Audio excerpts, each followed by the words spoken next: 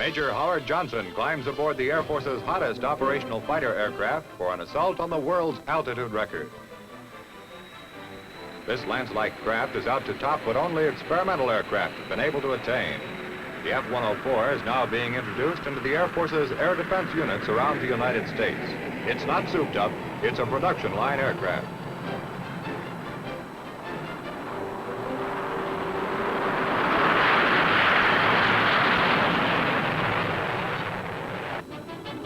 The Starfighter begins its climb over the Mojave Desert instrumented test area.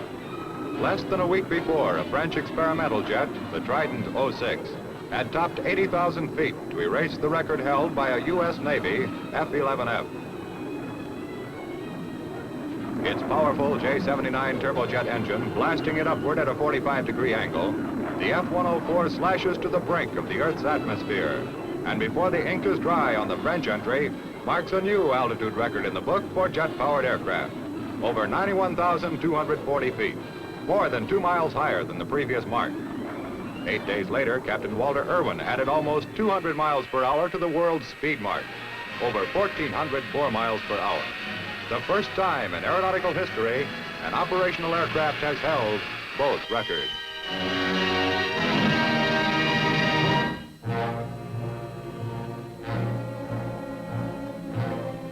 Muddy waters of the Red River spill into the Louisiana countryside near the tiny parish town of East Point.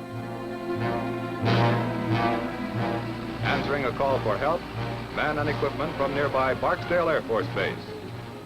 425 airmen and officers work in 8-hour shifts, which stretch into 24 hours during the 6-day battle with the spring flood. Boats and motors from the Barksdale Recreation Section are pressed into duty to haul the loaded sandbags downriver to reinforce the sagging dykes. Only communication with the outside world is the military affiliate radio system, MARS, which dispatches aircraft and equipment and reports events to authorities directing the emergency operation. The rampaging river crests at 38.5 feet, 15 inches higher than last year's Red River flood.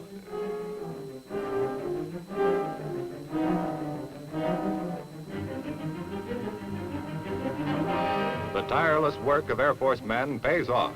The levees hold, denying the river access to many homes and thousands of additional acres of Louisiana farmland.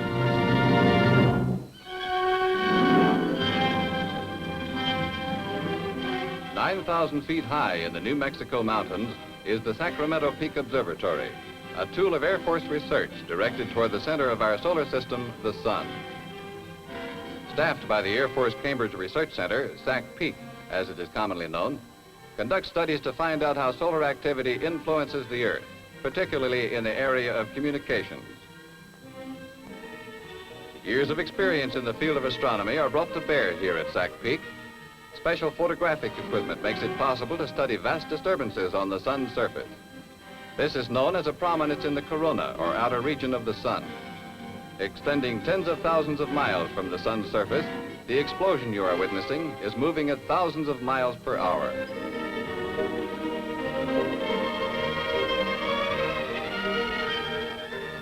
It is hoped through thorough study of solar activity, the Air Force will be able to predict disturbances which affect communication and navigation, and the sun's influence on the world's weather.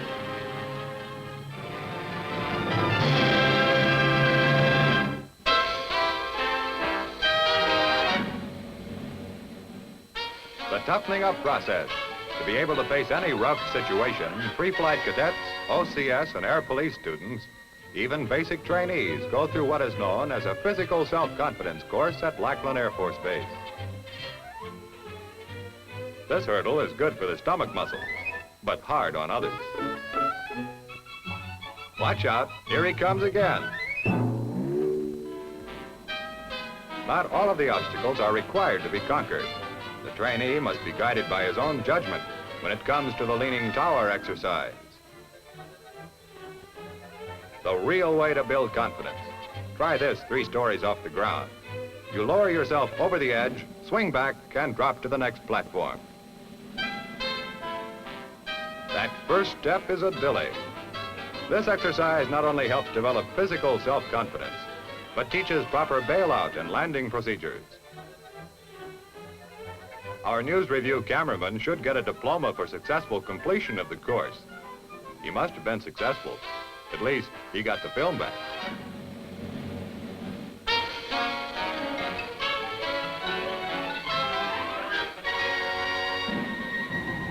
The object here, to keep cool, cool-headed that is. Mental self-confidence in the face of fire is the objective. These are basic trainees, learning poise and confidence under adverse conditions. It appears dangerous, but rest assured it's a calculated risk with elaborate safety measures in standby readiness.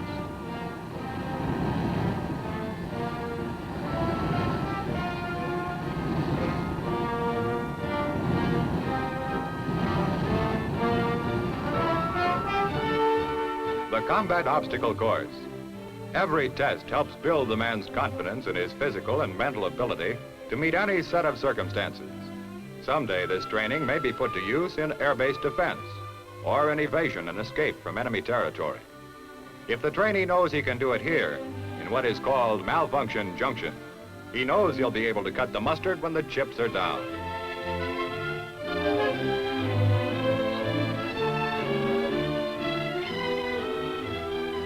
Strength, poise, combat readiness, leadership qualities, discipline, self-confidence. These are the products of Malfunction Junction at Lackland Air Force Base.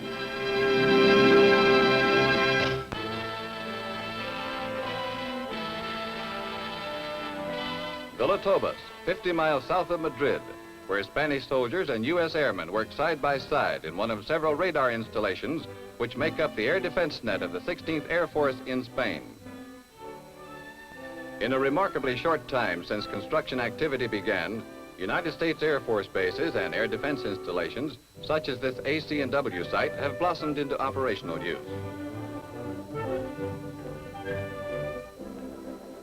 This helicopter team is about to whirl away on an unusual mission. A 485-mile pipeline is to be inspected closely from low altitude. The pipeline carries vital fuel and oil to keep our B-47s at combat readiness throughout Spain.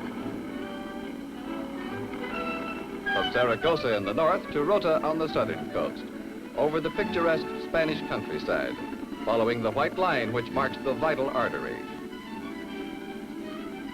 Occasionally, a stop at one of the many pumping stations which keep the fuel moving at hundreds of barrels per hour.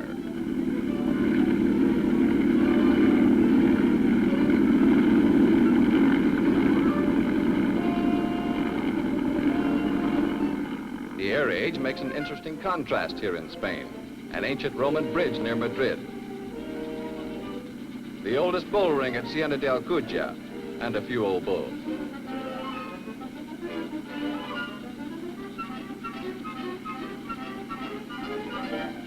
Aerial inspection of the pipeline takes the helicopter near the heart of the ancient city of Cordoba, where stands a magnificent Moorish castle. Here is a reminder of how broad our defense responsibility has grown, compared with the high wall bastions of yesteryear.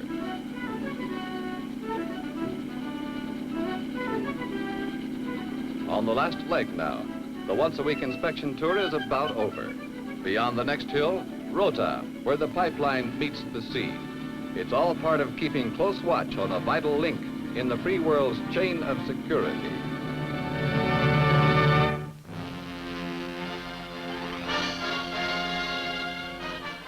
I'm General Ligon, Commander of the Air Force Recruiting Service. One very important mission of our organization is the enlistment of prior service men. Perhaps you've heard of the old stories of how men were enlisted for jobs that did not exist, or for which they were not qualified, or airmen constantly moving from base to base for assignment. These things need not happen anymore. We have developed a new method of assignments for prior service men, which we think you should know about. A typical prior serviceman enters any Air Force recruiting office where the recruiting sergeant interviews him. Once he has determined that the prior serviceman is eligible, the sergeant calls his headquarters at Wright-Patterson Air Force Base, where as high as 300 such calls are handled each day. Here is speed. Minutes after the prior serviceman requests re-enlistment information, the recruiter has contact with the prior service assignment section, where up-to-the-minute information of vacancies in all major air commands and bases is maintained. Here is economy. For an inexpensive phone call, the prior serviceman can be assigned where he is needed, where a job exists which he can perform, and at the base or in the area of his choice if a vacancy exists. Here is satisfaction. The man is satisfied when assigned to a base or area of his choice, with a job waiting for him. There it is, a simple system doing a complex job. Speed, economy, and satisfaction to the prior serviceman and to the Air Force, placing the trained man in the right job at the right place through any Air Force recruiting office.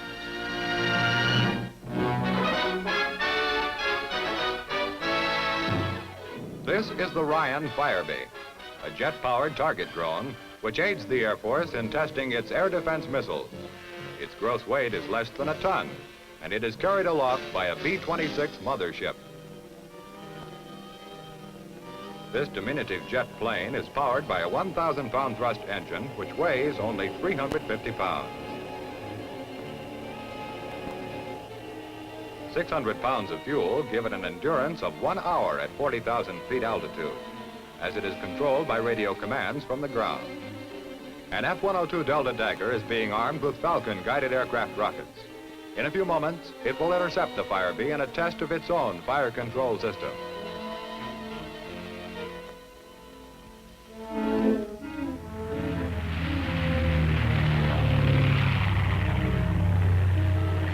As the Firebee is carried toward the Air Force Missile Development Center range, the ground controller gets ready to take over. The F-102 with Falcons aboard heads for target practice.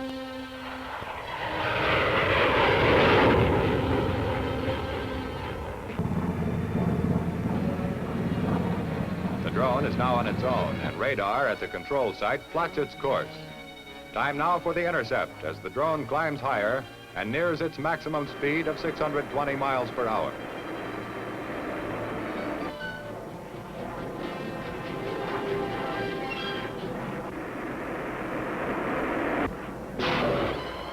The F-102's fire control system performs as planned. The drone, unharmed by a purposely planned near miss of the Falcons, is recovered to fly another test mission. In fact, one Firebee flew 19 such missions before it became unairworthy. From inaccessible sections of the range, used jointly by the Air Force and the Army, the Firebee gets a ride back to the shops to be made ready for the next contribution to the development and test of Air Force missiles.